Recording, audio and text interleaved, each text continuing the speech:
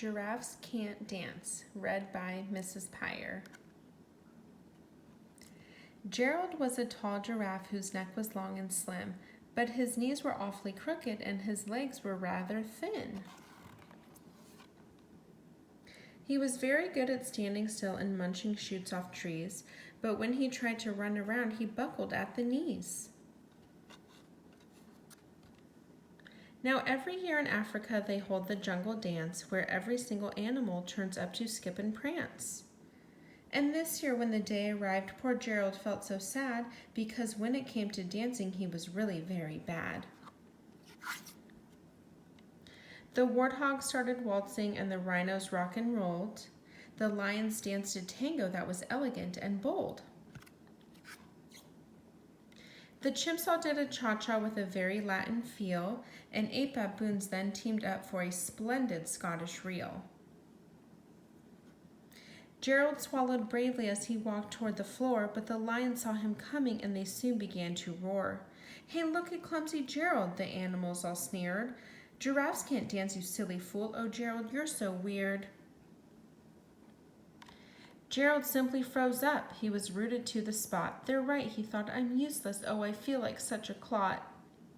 So he crept off from the dance floor and he started walking home. He never felt so sad before, so sad and so alone. Then he found a little clearing and he looked up at the sky. "The moon can be so beautiful," he whispered with a sigh. "Excuse me," coughed a cricket who'd seen Gerald earlier on, "but sometimes when you're different, you just need a different song." Listen to the swaying grass and listen to the trees. To me, the sweetest music is those branches in the breeze. So imagine that the lovely moon is playing just for you. Everything makes music if you really want it to.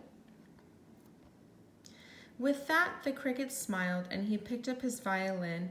Then Gerald felt his body do the most amazing thing. His hoofs had started shuffling, making circles on the ground. His neck was gently swaying and his tail was swishing round.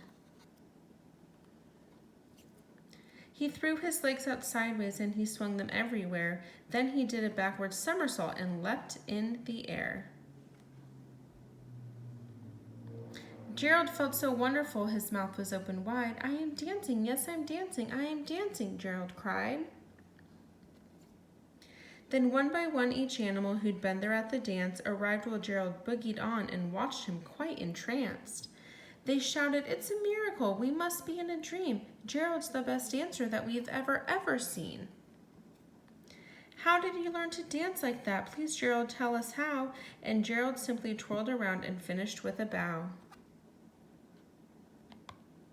Then he raised his head and looked up at the moon and stars above. "We all can dance," he said, "when we find music that we love."